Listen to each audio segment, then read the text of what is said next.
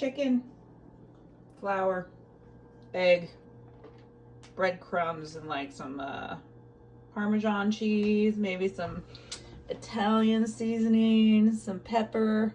That's how you start. Okay, I've coated the chicken with flour on one side. You do a quick egg wash. It's super messy. Oh, I have to actually record what I'm doing. It's messy. I have to wash my hands like 20 times when I'm making this, but it's worth it. Egg wash. Oop, gotta get it all the way there. And then onto the crumbs. And you just all up in every little crevice. It's easy. So I'm gonna do that with all my chicken pieces, put them off to the side, and then I'll fry them really quick. Once the oil is hot, bam, and start cooking. You kind of just like fry these until they're browned on both sides. I don't really have a time that I would fry them. This one's weird. It's got a weird hanging little piece, but it'll work. But it's gonna mostly finish up cooking in the oven with melting the cheese, so I don't have to like make sure it's cooked all the way through. But you can see I use the tiny little ones, or the thin ones. And then usually while I'm doing this, it's like probably 3 minutes each side. Then I'll like slice up the cheese or whatever else I need to do. So it's starting to smell really good. It looks like it's browning on the edges, and you can see that's how I want it. It's been probably only 2 minutes. And so I'll do another 2 minutes on this side. Okay, chicken is browned. Now I put it in a pan with some sauce on the bottom. And then I'm just gonna put a little sauce on top. Once again, almost never measure anything, but you know, it's not that important. Because the sauce just is gonna like what it cooked in. I usually use fresh basil at this point, but my garden has been totally pillaged by deer.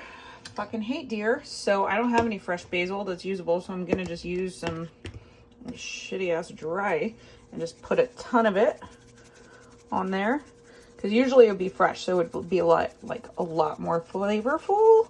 And then probably like some pepper, a little bit of salt. So, and if you want like garlic salt or garlic powder, onion, what else would be good? I mean, there's tons of stuff you can do. You just basically throw whatever you want on here. Maybe some oregano, but I'm just gonna do basil, salt, pepper, and garlic salt, and then put some Parmesan on it. And I kind of go heavy-handed with the cheese because it's amazing. Who doesn't like cheese? Actually, don't trust you as a person if you don't like cheese. So that, and then that's fresh mozzarella I chopped up. And just kind of, usually this is where I would lay the basil underneath this mozzarella and leaves right underneath, but that's not going to work out for me. And, oh, I've got pasta water boiling, so I'm going to make some pasta to go with it. But once I have this ready to go, I preheated the oven to, what did I do? I did 350, and I'm going to put it in for like, I don't know, 15-20 minutes till the cheese is nice and browned and melty and stuff.